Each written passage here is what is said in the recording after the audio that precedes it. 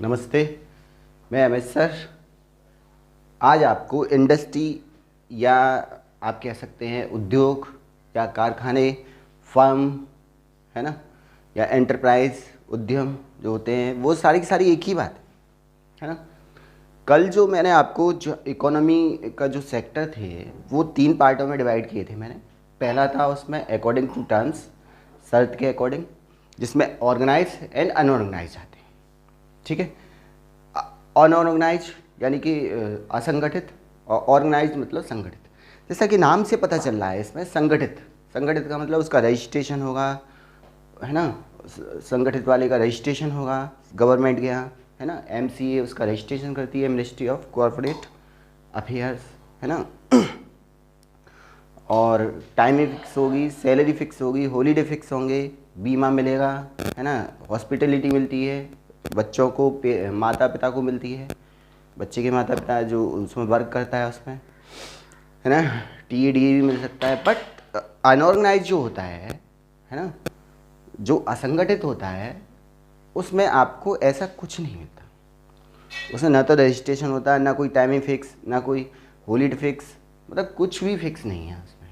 हो सकता है आपको लात मार के उस उद्योग से जो असंगठित है उससे निकाल दिया जाए। ऐसा होता भी है। आपने देखा होगा बधुआ मजदूर होते हैं, है ना। आजकल आप देख भी रहे होंगे जो घटनाएं होती हैं, है ना, कि जो है उसको जो काम करते हैं उसको निकाल देते हैं, पर ये गलत है। इस तरीके से किसी के साथ दुर्व्यवहार यानी शोषण, उसकी मजबूरी का शोषण यानी उसकी मजबूरी का शोषण मत करिए, फ़ायदा मत उठाइए। समझ रहे हैं। वो पता नहीं किस तरीके क्यों मजबूरी है, उसकी क्या मजबूरी है, वो आपके यहाँ वर्क कर रहा है और आप उसे मतलब इतना शोषण कर रहे हैं, उसका सैलरी तो दे रहे हैं, पता ही नहीं, संडे को भी बुला रहे हैं, एक्स्ट्रा बुला रहे हैं, 12-12 घंटा काम करवा रहे हैं उससे जो वो कर नहीं सकता। जैसे उसे सांस की बीमारी है वो भी उससे करवा रहे हैं, भारी भारी वजन उठवा रहे हैं। तो इस तरीके से उसका शोषण मत करिए। हाँ, हो सकता है उसके पास मजबूरी हो, उसे जॉब ना मिली हो, कहीं पे भी रोजगार ना मिला हो, है ना। अनएम्प्लॉयमेंट हो उसको, मतलब बेरोजगार हो।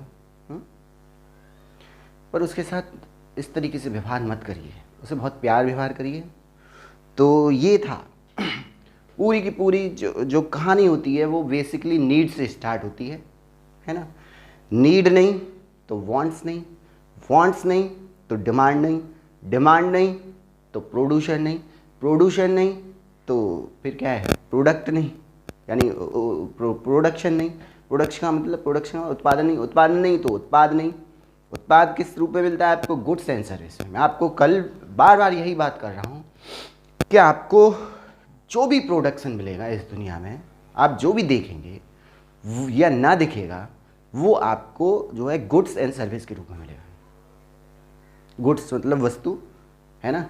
फिर वही वो रिपीट कर रहा हूँ, गुड्स मतलब सर्विस, सॉरी गुड्स मतलब वस्तु जो आपको टच की जा सकती है ना, जिसे देखा जा सकता है।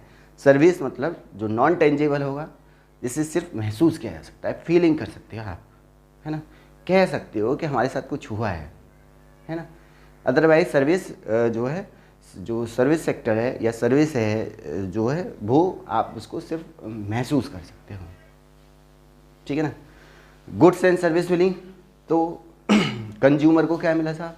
गुड्स एंड सर्विस उसको जब प्रोवाइड करा दी, जो प्रोड्यूसर था उसने, यानी उत्पादनकर्ता ने, तो उसको क्या मिला? उसको मिला सेटिस्फिकेशन, मैक्सिमम सेटिस्फिकेशन। मैं आपको कल भी बता चुका था कि जो दुनिया में जो इंसान है उसकी इतनी नीड एंड वांट्स हैं कि इतना lazy and luxury, lazy life और लग्जरी लाइफ दोनों अलग अलग लाइफ। लेजी जैसे कि इतना लेजी हो गया है कि उसे अगर यहाँ से अगर ऑफिस भी जाना है तो उसे कार चाहिए। पहले पैदल भी जाते थे, साइकिल से भी जा सकता है इंसान, पर that is the lazy life. और दिखाने के लिए जो है बहुत अच्छी उसकी BMW कार हो, that is the luxuries life. अच्छी घड़ी वॉच हो पहनता हो, अच्छे उसके मतलब ये है कि उसकी बड़ी कंपनी हो, फर्म हो, इंडस्ट्री हो, ये क्या है? Luxurious life. इसी के लिए तो सारा का सारा माजरा है। और क्या माजरा है? पूरी इकोनॉमिक्स गुड्स एंड सर्विस के लिए डेवलप हो गई। आज अमित आपको बताता है, जिन जिन साइंटिस्टों ने बताया था कि जैसे एडम स्मिथ साहब थे, एडम स्मिथ साहब ने बताया था कि पूरी पूरी इकोनॉमिक्स क्या है, वेल्थ पे डिपेंड करती है ना। अल्फ्रेड मार्शल आए, उन्होंने कहा कि उसमें नहीं साहब, उसमें वेलफेयर जोड़ा जाएगा, लोगों का कल्याण हो उसमें, उस भावना को क्या कहेंगे, इकोनॉमिक्स कहेंगे, है ना। फिर रॉबिन्सन आए, रॉबिन्सन ने कहा नहीं स्कैरिसिटी होती है, इकोनॉमिक्स क्या है, स्कैरिसिटी है। किसी चीज़ की जब डिमांड ज़्यादा हो जाती है तो सप्लाई कम हो जाती है, स्कैरिसिटी आ जाती है। जैसा कि मैं कल भी बता रहा था आपको, वाटर का एग्जाम्पल दिया था, है ना, पानीपुरी का एग्जाम्पल दिया था, तोफ का एग्जाम्पल दिया था, यूक्रेन और रसिया का एग्जाम्पल दिया था, तुर्की का एग्जाम्पल दिया था। बहुत सारे इस दुनिया में जहाँ प्रोडक्शन होगा वहाँ स्कैरिसिटी हमेशा आएगी ही आएगी। ये बात आप कान खोल के, मैंने कल भी कहा था, कान खोल के दिमाग में गांठ मार के बैठा लीजिए, है ना। फिर साहब सैमुअल्सन आए, सैमुअल्सन बोले नहीं साहब, ये तीनों जब चीज़ें होगी तो किसी भी देश का क्या होगा, डेवलपमेंट होगा, ग्रोथ होगा, अरे वो बढ़ेगा, बहुत आगे बढ़ेगा। अच्छी सड़कें होगी, अच्छी पुलिस होगी, है ना, अच्छी सर्विस होगी, कोई भी चीज़ अच्छी होगी, है ना, तो वो क्या हो जाएगा, डेवलप्ड हो जाएगा, ग्रोथ करेगा, वो ग्रोथ करेगा। उसके वहाँ के जो नागरिक हैं वो अकॉर्डिंग टू PCI, पर कैपिटल इनकम, बहुत अच्छी ग्रोथ करें। खाने पीने में उन्हें जो चाहिए, कैलोरी, जो भुखमरी होती है ना, जो गरीबी होती है, उससे वो बच रहे होंगे। उसी के अकॉर्डिंग मैंने कहा ना, आज मैं आपको बता के देता हूँ, अमित सर आज आपको बता के दे रहा है पूरी की पूरी इकोनॉमिक्स गुड्स एंड सर्विस से, यानी नीड एंड वांट्स से स्टार्ट करूँगा और गुड्स एंड सर्विस पे आपका पूरा का पूरा माजरा ख़त्म कर दूंगा। यही इकोनॉमिक्स है, इसके अलावा इकोनॉमिक्स है ही नहीं है, नथिंग। पूरा का पूरा बंडल बस इसी बात की स्टडी करता है कि जो गुड्स एंड सर्विस आपको प्रोवाइड कराई जा रही है वो किस तरीके से उसकी डिमांड हो रही है और किस तरीके से उसकी सप्लाई की जाएगी, यानी किस तरीके से उसकी मांग आ रही है मार्केट में और किस तरीके से उसको आपूर्ति की जाए। उसी के लिए ये पूरा का पूरा इंडस्ट्रियल जो इंडस्ट्री थी वो कल 3 टाइप में मैंने आपको बताया था, जिसमें नंबर 1 था अकॉर्डिंग टू टर्म्स, शर्त के अकॉर्डिंग ऑर्गेनाइज हो सकती है इंडस्ट्री या अनऑर्गेनाइज हो सकती है इंडस्ट्री। दूसरा बताया था जो स्वामी के अकॉर्डिंग, ओनरशिप के अकॉर्डिंग।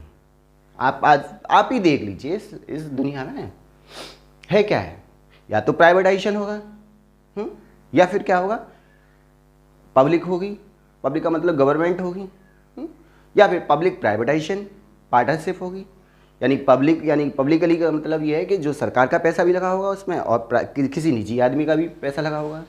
जैसा कि आज कल आप देख भी रहे होंगे, पोर्ट जब बनते हैं तो पोर्ट में जो जहाज होते हैं वो किसके होते हैं, गवर्नमेंट होते हैं, है ना भाई, प्राइवेट भी होते हैं ऐसी बात नहीं है, पर गवर्नमेंट होते हैं। और जो शिप होते हैं और जो जहाज खड़े करने के लिए पोर्ट बनाए जाते हैं, बंदरगाह बनाए जाते हैं, वो according to tender privatisation Adani ले रहा है, समझ रहे हैं। ये सारा का सारा खेल क्या है, टोल टैक्स। यमुना एक्सप्रेस भी बनाया गया नोएडा टू आगरा, उसमें जेपी वाले को लिया गया, जब मायावती की सरकार थी उसमें जेपी वाले को लिया गया। उसने कहा कि नहीं साहब मैं 10 साल का एग्रीमेंट करता हूँ, या 25 साल का एग्रीमेंट था, उसे मुझे पता नहीं है, देख लेना जरा। 25 साल के एग्रीमेंट में उसने क्या किया कि पूरा का पूरा टैक्स उसी का रहा। बनाया किसने, इन्वेस्टमेंट किसने किया, पैसा किसका था, जेपी साहब का। बट डेवलप किसका हुआ, यूपी का हुआ। ये सारा का सारा जो माजरा है, बट क्यों, क्योंकि नीड्स थी, वांट्स थी, आदमी को जल्दी जाना था, आदमी को सफ़र तेज़ करना था, ट्रांसपोर्ट मतलब बिना रुकावट के करना था, वो हुआ, पॉसिबल है। योगी जी ने करवा दिया बुंदेलखंड एक्सप्रेस, अखिलेश यादव ने करवाया लखनऊ एक्सप्रेस वे। ये क्या है, ये पहचान होती है किसकी, डेवलपमेंट कंट्री की ओर अग्रसर होने की। 10 मिनट में आपके पास पुलिस आ जाए, क्या है ये, सर्विस अच्छी है वहाँ की। पैसा अभी निकाले अभी जमा हो जाए, ये क्या है, ये सर्विस अच्छी है। आप यहाँ जाइए किसी भी इंडिया में, वो कम से कम जो है आपको पहले खाना खा रहा होगा तो खाना खाएगा, वो आधा घंटे का लंच होगा तो उसमें 1 घंटे तक लंच करता रहेगा, फिर भी देखता रहेगा। और बैंक बिना वजह एक एक दिन पता नहीं क्यों बंद कर देते हैं। भाई एक दिन चलो, 2 दिन सैटरडे संडे बंद होती है, वेडनेसडे को भी बंद कर देंगे, 2 दिन और एक 3 दिन। नहीं भाई मैं गया तो बोलते हैं कि नहीं भाई केसीसी का काम हो रहा है। क्या केसीसी का काम है भाई? सर्विस जी पूरा का पूरा जो माजरा है, अगर आप पैसे ही नहीं जमा कर पा रहे उस बैंक में, तो फिर वो सर्विस किस बात की? किस बात का डेवलपमेंट कंट्री? डेवलप्ड किस बात की कंट्री? अब तो विकासशील ही देश रह गए ना, विकसित कहाँ हुए? यही तो होता है। 5 बजे तक सेवा है, बंद कर देते 3 बजे, 4 बजे बंद कर दिया, नहीं भाई अब सर्विस नहीं। ये क्या है? सर्विस अच्छी नहीं है ना यहाँ की। डाक खाना भी, कोई भी आप चीज़ देखेंगे तो मैंने बहुत ज़्यादा नोटिस किया था। एक जब मैं मलखान सिंह हॉस्पिटल गया, अलीगढ़ में मलखान सिंह गवर्नमेंट हॉस्पिटल है, तो एक वाक्य मैं आपको बता रहा हूँ। तो वहाँ क्या हुआ, जब मैंने उनसे कहा कि सर मेरे एक्चुअली जो लंग्स में मेरा जो कफ जो है जमा हुआ है, तो मुझे जो है, और 7 दिन हो गए, 7 दिन से ज़्यादा हो गए, तो मुझे खांसी नहीं जा रही है। तो मैडम ने, उन्होंने क्या किया, मैडम ने कफ टेस्टिंग के लिए लिख दिया। और जब मैं कफ टेस्टिंग के लिए गया, मेरा जो होम डिस्ट्रिक्ट पड़ता है वो हाथरस पड़ता है, तो जो वहाँ से बैठे थे कफ टेस्टिंग वाले, तो वो बोलते हैं नहीं नहीं नहीं साहब, आप तो हाथरस के हो, आप वहीं जाके इलाज कराइए। मैंने कहा कि ये क्या तरीका है? और वो भी इस तरीके से उसका व्यवहार था उस आदमी का। आज मैं इसीलिए आपको इस माध्यम से सूचित कर रहा हूँ कि ये क्या है, व्हाट इज दिस। बोले नहीं नहीं, पर्चा फेंक दिया उसने मेरा। मैंने कहा 1 मिनट रुकिए, मैं आपकी वीडियो बनाता हूँ। तो मैं वीडियो बनाने लग गया उसकी। तो मैंने कहा एक मुझे सिंपल सी बात बताइए, अगर मैं यहाँ पे रेंट पे रहता हूँ या मैं यहाँ मर गया, तो जो पोस्टमार्टम है पीएमबी तो अलीगढ़ में ही होगा, या वहाँ हाथरस ही ले जाएंगे उस बॉडी को? भाई यहाँ बीमार है तो यहीं तो इसका इलाज होगा ना, कि वहाँ हाथरस ही जाके इलाज होगा। आदमी यहाँ आया है तो यहाँ इलाज करा के जाएगा ना। गवर्नमेंट हॉस्पिटल किस बात के? प्राइवेट, इसीलिए तो प्राइवेटाइजेशन हो रहा है। क्या है ये?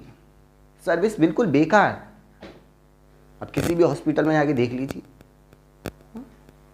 This what is this. मैं किसी गवर्नमेंट की बुराई नहीं कर रहा, पर एम्प्लॉय जो हैं गवर्नमेंट के एम्प्लॉय, वो सैलरी भूल लेते हैं, पर काम के नाम पर वो पेशेंट को या जो बैंक में जो कस्टमर्स होते हैं उनको, किसी में भी मतलब कस्टमर्स को इतना, मतलब जो बड़ा बूढ़ा होगा बताइए उसका क्या होगा। मैंने जैसे ही उनकी वीडियो बनाई, वहाँ से वीडियो बनाने लगा, तो उन्होंने मेरा मोबाइल छीन लिया और मुझसे बोलते हैं अरे कहाँ का पत्रकार है तू? क्या है? अभी भी मेरे पास उसकी वीडियो है मोबाइल छीनते हुए। आप बताइए, मैं अलीगढ़ से हाथरस आऊँगा क्या? मैं अलीगढ़ ही जाता हूँ, पर्टिकुलर अलीगढ़ ही वर्क किया है मैंने। जब मैंने 10 साल सर्विस की है, 15 साल सर्विस की है हाँ अलीगढ़ में, तो मैं कहाँ जाऊँगा एज ए टीचर? पर नहीं, उसने तो आधार कार्ड देखा ना कि भाई आधार कार्ड हाथरस, हाथरस जाओ। मैं दिल्ली में सर्विस करता हूँ, दिल्ली से हाथरस आऊँ। सर अगर कोई भी, अगर जो है कोई भी, अगर सीएमओ साहब या कोई भी जो गवर्नमेंट अथॉरिटी का अधिकारी बड़ा देख रहा है इस वीडियो को, तो ज़रूर इन बातों को गौर करे और अकस्मात उनको चेक करे कि आखिर चल क्या रहा है। कहीं पे भी आप चेक कर सकते हैं जाके, जिसका फर्ज है। कम से कम पेशेंटों को या कस्टमर्स को वो तो ना हो परेशानी।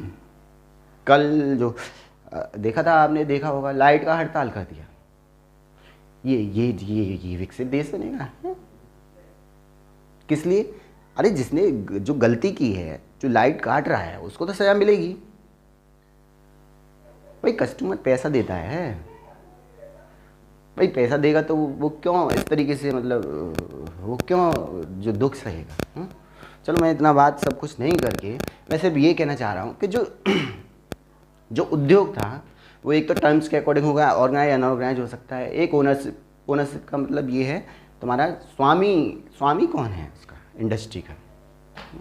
उसका मैं प्राइवेट हो सकता है या पब्लिकली हो सकता है, या पब्लिक प्राइवेटाइजेशन और पार्टनरशिप में बन सकता है कोई भी उद्योग, है ना, या फिर कोऑपरेटिव हो सकता है, सहकारी में।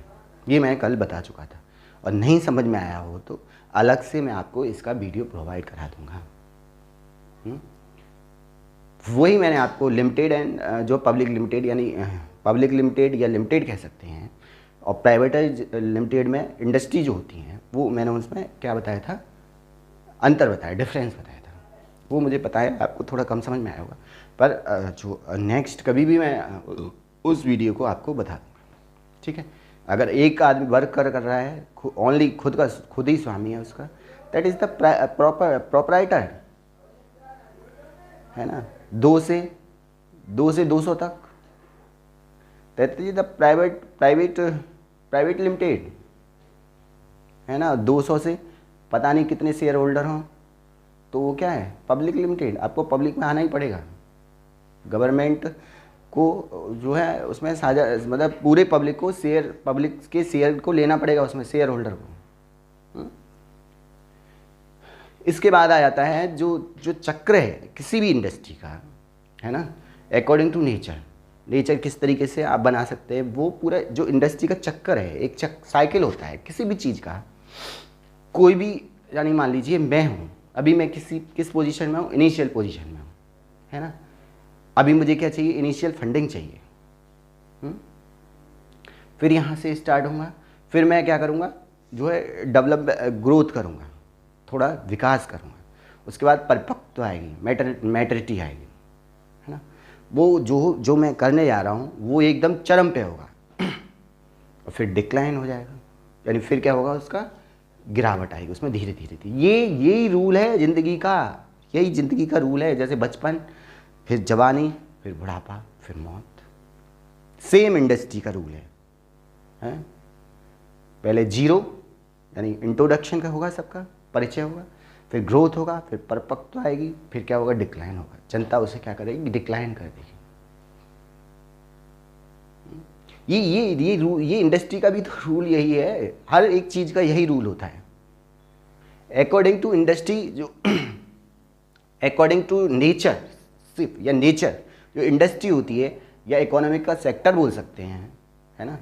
ये फर्म या इंडस्ट्री का क्या है, ये आपका है, ये जो है सेक्टर बोल सकते हैं, जो क्षेत्र होते हैं। अकॉर्डिंग टू नेचर किस तरीके की, किसकी प्रवृत्ति है, कहाँ इसको एम्प्लॉयमेंट मिलेगा, वो सारा का सारा माजरा ये 3 पार्टों में साइंटिस्टों ने, इकोनॉमिक साइंटिस्टों ने इसको डिवाइड कर रखा है, जिसमें नंबर 1 प्राइमरी सेक्टर आता है ना।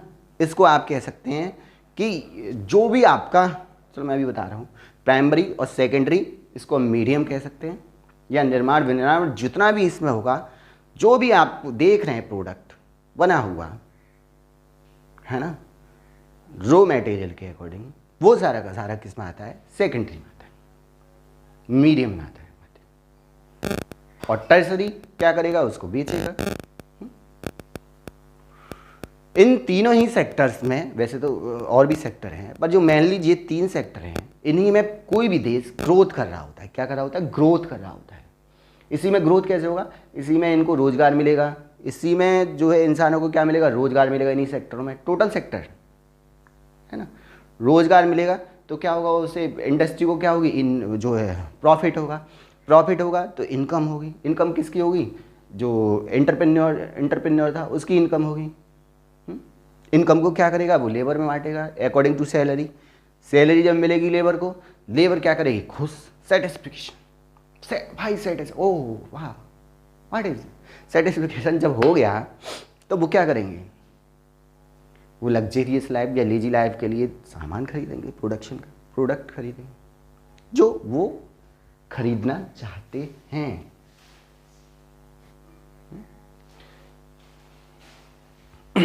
Primary sector, that is the depend on the nature, natural resources जितने हैं, यानी रो मटेरियल, कच्चा माल जहाँ उपलब्ध होगा, वो सारा का सारा प्राइमरी सेक्टर है। कच्चा माल क्या है, रॉ मटेरियल क्या है, किसी भी इंडस्ट्री के लिए रॉ मटेरियल क्या हो सकता है, कोयला खनन में आ जाता है, मछली, जब मांस कोई मीट खाना चाहता है तो इंडस्ट्री, यानी जो इंडस्ट्री उसकी बनेगी नहीं बनेगी, वहाँ पैकिंग वगैरह करेगा नहीं करेगा, तो जो मांस किस में आएगा, प्राइमरी में। गेहूँ किस में आएंगे, प्राइमरी में। गेहूँ से बिस्किट बना किस में आएगा, सेकेंडरी में। और बिस्किट को पैक करके पैकिंग तक किस में आएगा, सेकेंडरी में, मीडियम में। निर्माण हो गया उसका, यानी क्या हो गया, प्रोडक्शन हो गया। और जैसे ही प्रोडक्शन हुआ किसी भी गुड्स का, तो आपको जो सर्विस मिलेगी, जो आप या तो गुड्स के रूप में लेंगे या सर्विस के रूप में लेंगे, उसको सर्विस सेक्टर भी बोल सकते हैं। थर्ड सेक्टर, टर्सरी सेक्टर, वो आपका टर्सरी सेक्टर है। पूरा का पूरा इन दोनों सेक्टरों की जो हेल्प करता है वो टर्सरी सेक्टर करता है।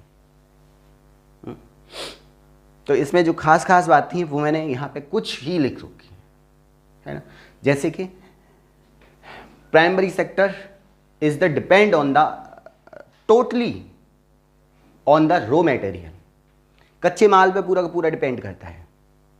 अब भाई कच्चा माल तुम कहो ब्रिटेन में, भाई ब्रिटेन में इतना खेती की जगह तो है नहीं है। फ्रांस में इतनी जगह तो नहीं है, बांग्लादेश के बराबर है उसकी लैंड। वो आदमियों के लिए रहने के लिए कॉलोनी बनाएंगे या फिर वो मतलब गेहूँ उगाएंगे। तो वहाँ क्या इनमें रोजगार मिलेगा प्राइमरी सेक्टर में, विकसित देशों में? विकसित देश इस प्राइमरी सेक्टर को करना ही नहीं चाहेंगे। जितने भी विकासशील देश हैं प्राइमरी सेक्टर को करेंगे। तो रोजगार भी प्राइमरी सेक्टर में किसको मिलेगा, ज़्यादातर विकासशील देशों को मिलेगा। जो नेचर पे डिपेंड होते हैं, है ना, जो प्रकृति पे डिपेंड होते हैं, प्रकृति से निकाले जाते हैं, वो सारे के सारे किस में आते हैं, प्राइमरी सेक्टर में। उद्योग क्या है, इंडस्ट्री क्या है, बिजनेस क्या है, फर्म, क्या है, एंटरप्राइज। एक देश लिख रखा है मैंने, इथोपिया। बहुत सारे देश हैं जितने भी अफ्रीका में, ज़्यादातर सारे के सारे किस पे डिपेंड करते हैं, प्राइमरी सेक्टर पे। एशिया के भी ज़्यादातर देश किस पे हैं, प्राइमरी सेक्टर पे। सऊदी अरब है, जितने भी खाड़ी देश हैं वो तेल निकालते हैं, कच्चा माल निकालते हैं, कच्चा माल। फिर इसको रिफाइन कहाँ किया जाता है, इंडिया में रिफाइन किया जाता है। वो भी रिफाइन करने लग गए हैं, शुद्धिकरण। वो किस में आएगा, सेकेंडरी सेक्टर में आएगा। तो इथोपिया की जो विकासशील देश है उसमें 88% तक जो रोजगार है, एम्प्लॉयमेंट है, वो प्राइमरी सेक्टर में मिलता है।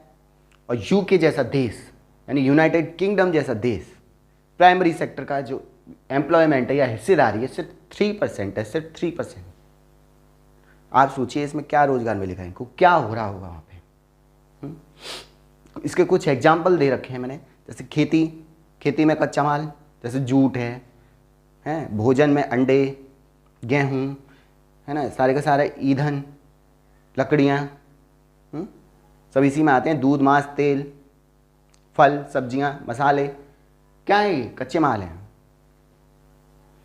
वानिकी में जैसे जो वन होते हैं वहाँ से क्या मिलेगा आपको, बांस मिलेंगे, फर्नीचर मिलेगा, फर्नीचर में लकड़ी मिलेगी।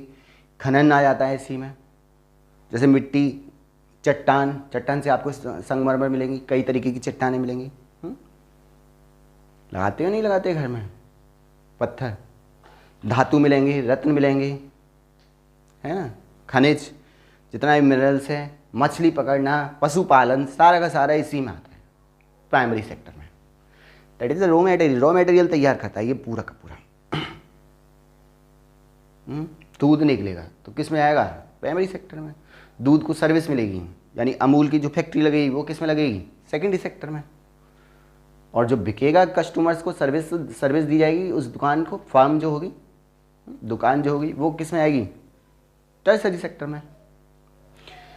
तो जो primary sector, I hope clear हो गया होगा। प्राइमरी सेक्टर का जो ज़्यादातर जो निर्माण विनिर्माण है, वो जो निर्माण विनिर्माण सेकेंडरी में होता है। इसका गेहूँ यहाँ उत्पादन होगा, चक्की यहाँ लगेगी, आटा यहाँ बनेगा सेकेंडरी में, बिस्किट यहाँ बनेगा, पैकिंग यहाँ होगी निर्माण विनिर्माण में। पूरा का पूरा इसको हम निर्माण विनिर्माण या फिर क्या कह सकते हैं, जो है पूरा का पूरा यही है सेक्टर है, निर्माण विनिर्माण मान लीजिए।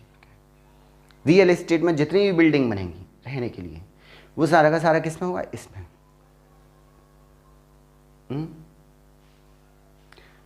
समझ रहे हैं?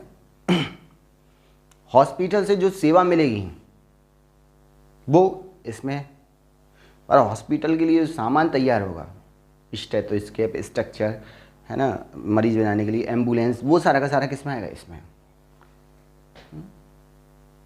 किस में? सेकेंडरी में। तो इसमें मैंने रख रखा है, तो पूरा का पूरा रॉ मटेरियल खपत होगी सेकेंडरी में, ठीक है ना। तो प्राथमिक उद्योग जो है, जो प्राइमरी उद्योग से जो कच्चा माल उत्पन्न होता है या एकत्र होता है, वो सेकेंडरी में आ जाता है, और सेकेंडरी फिर उसका निर्माण विनिर्माण करता है, तैयार किया जाता है सेकेंडरी में, जिसमें कारखाने, मशीनरी बहुत ज़रूरी हैं। बिना कारखाने या मशीनरी के, और उससे ऊर्जा की भी आवश्यकता होती है। इस सेक्टर को क्या है, एनर्जी की आवश्यकता। कोयला यहाँ होगा और उसका जलेगा कहाँ पे, यहाँ आएगा इसमें, यानी एनर्जी किस में आएगी, इस सेक्टर में। यानी एनर्जी जो इसके लिए ज़रूरत है, अगर डायरेक्टली एनर्जी निकालते हैं तो वो खनन में आ जाएगा, इसी में आएगा प्राइमरी में। इसमें लाइट इंडस्ट्री हो सकती है और हैवी इंडस्ट्री हो सकती है। लाइट इंडस्ट्री में हल्के हल्के जितने भी, जैसे कपड़ा, चमड़ा उद्योग है, कपड़ा उद्योग है, कपड़ा मिले हैं, है ना, तम्बाकू उद्योग है, पेयजल जितना भी बिस्लरी बन रहा है, पेप्सी, कोको कोला, है ना, और ये जितनी भी पैकिंग वाली बोतल हैं, है ना, पन्नी है पीने वाली, कहीं कहीं पीते हैं, तो वो सारा का सारा भोजन में जो आइसक्रीम है ना, जितना भी डोंगा सिस्टम में जो लगता है बन के, वो सारा इंडस्ट्री इसी में तो लगती है, इसमें सेकेंडरी में ही तो बनते हैं। कच्चे माल को किस में बनाते हैं, इसी में बनाते हैं ना भाई। तंदूर कहाँ उत्पादन होगा, इसमें। तंदूर की रोटी कहाँ बनेगी, इसमें। तंदूर की रोटी कहाँ खाएंगे, इसमें, समझ रहे हो। दावत कहाँ होगी, इसमें है। रसगुल्ला कहाँ बनेगा, इसमें। रसगुल्ला के लिए मैदा कहाँ बनेगी, प्राइमरी में। रसगुल्ला कहाँ बनेगा, सेकेंडरी में। रसगुल्ला कहाँ भी दावत में कहाँ मिलेगा, टर्सरी में। समझ रहे भाई। पटाखे के लिए सूजी या फिर आटा कहाँ तैयार होगा, इसमें। जायकेदार पटाखे कहाँ होंगे, सेकेंडरी में बनेंगे, और खाएंगे किस में, सर्विस वाले, है ना। तो ये सारा का सारा सर्विस इसी में आता है। पेट्रोलियम कहाँ होगा, यहाँ। पेट्रोलियम का शुद्धिकरण कहाँ होगा, यहाँ। ये क्या हो जाते हैं, हैवी में आ जाते हैं, है ना।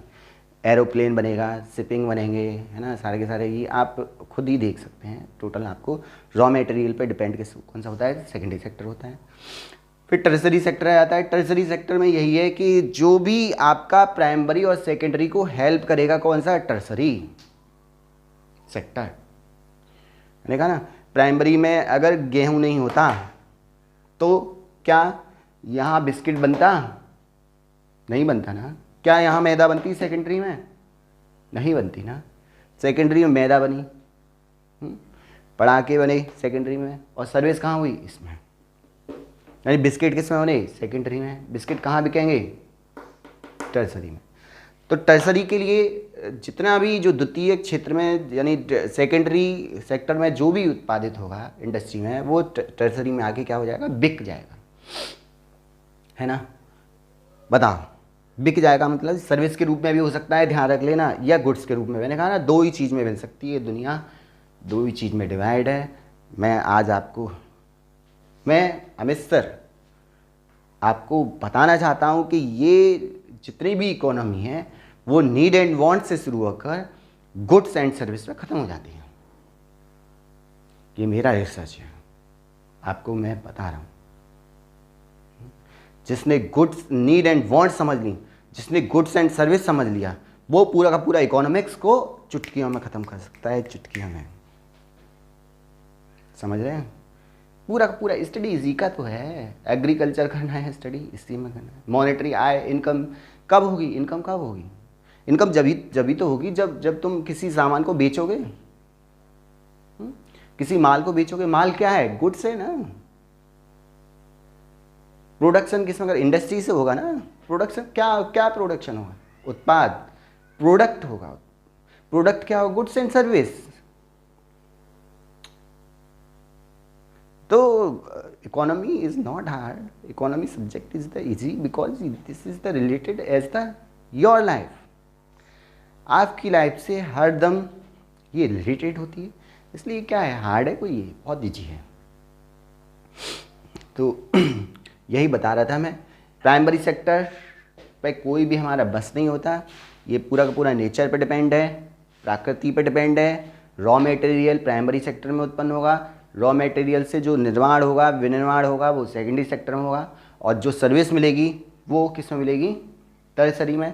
जैसे बैंक की सर्विस हो, चाहे रेल की सर्विस हो, परिवहन किस में आएगा? इसी में आएगा। बैंक किस में आएगी? टर्सरी में आएगी, है ना। और डाक खाना किस में आएगा?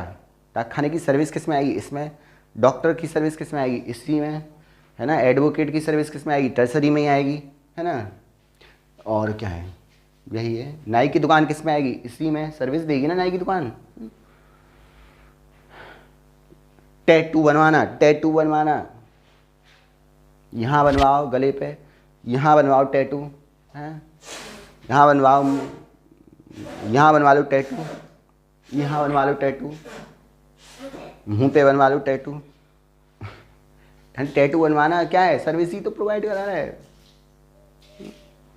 तो service is going on the tertiary sector. Service जो जाएगी वो तीसरे सेक्टर में जाएगी। समझ में आया? इंडस्ट्री या उद्योग as the divided according to nature in the three parts, primary, secondary, tertiary.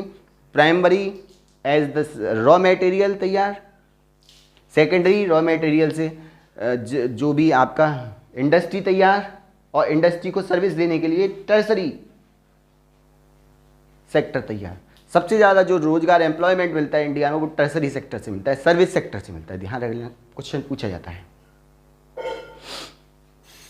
है ना।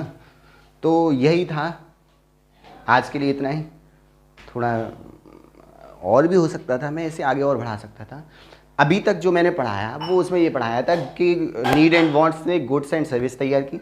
गुड्स एंड सर्विस वो प्रोडक्ट के रूप में मिली। प्रोडक्ट किस में हुआ तैयार? प्रोडक्शन के अकॉर्डिंग किस में? इंडस्ट्री में।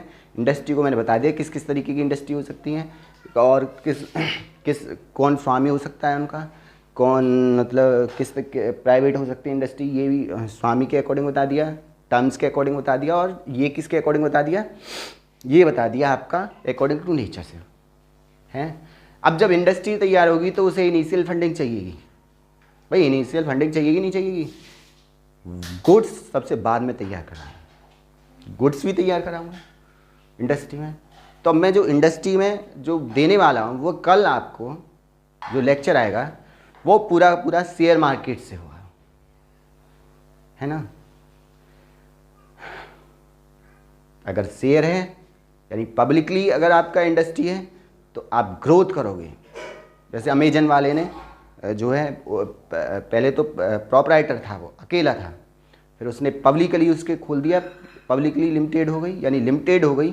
जैसे ही उसमें शेयर मिलने लग गया, पब्लिक का शेयर बेचने लग गई वो इंडस्ट्री, तो उसने जो है धनी आदमियों में क्या बना ली, लिस्ट में उसका नाम आया अमेजन वाले का। जितना भी है टेस्ला वाला, कोई भी हो, पब्लिकली आपको खोलना ही पड़ेगा तभी इन्वेस्टमेंट होगा। एसवीबी भी पब्लिकली थी, डूब सकती है, that is the risk. Risk तो भैया, रिस्क तो एंटरप्रेन्योर को लेना ही पड़ता है। ठीक है, आज के लिए इतना ही। थैंक यू, आपने मेरा इतना लेक्चर सुना, और आई होप कि यहाँ तक आपको इकोनॉमिक्स की ABCD समझ में आई होगी, है ना। तो हो सकता है मैं छोटे छोटे टॉपिक और बना के डालूँ, है ना, बट ये जो 1 आवर का जो लेक्चर है वो मेरा पर डे आता ही रहेगा। और नई नई स्टोरी, जो जीवन की स्टोरियाँ होती हैं, वो मैं आपको लेक्चर में डिफाइन करता रहूँगा। एक स्टोरी बता दे रहा हूँ, जो ये सोचिए, जो मैं कल बता रहा था कि परसों जो लेक्चर 1 था सुन रहा था मैंने, इकोनॉमिक्स का जो नेचर है वो according to science and art and social science तीनों बताए थे। तो साइंस तो नॉलेज तक ही सीमित रह जाती है और व्यवहार रूप उसे क्या देना होता है, कला होता है। तो जब जो हमारे बड़े भाई भैया हैं, है ना, वो क्या करते हैं, वो रिसर्च करते हैं पोइम का, यानी कवि हैं, वो इतनी चलती पोइम बना देते हैं कि बहुत अच्छी पोइम बना देते हैं। जब पोइम बना देते हैं तो वो उनको ज्ञान है ना, ज्ञान है उनको। जब ज्ञान है तो क्या हुआ, साइंस हुआ।